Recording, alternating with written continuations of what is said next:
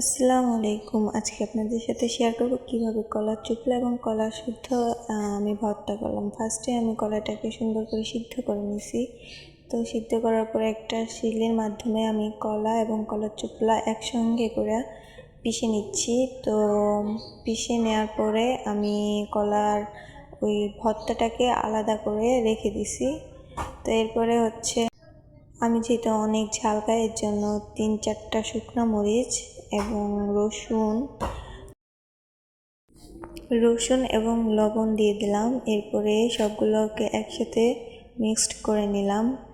আগের থেকে রাখা যে কলা ভর্তাটা ছিল ওইটা আমি ওই মরিচ ভর্তার সাথে মিক্সড করে দিলাম। হাত দিয়ে এটা হচ্ছিল না, মিক্সড হচ্ছিল না, এর জন্য আমি শিলে আবার বেটে নিচ্ছি।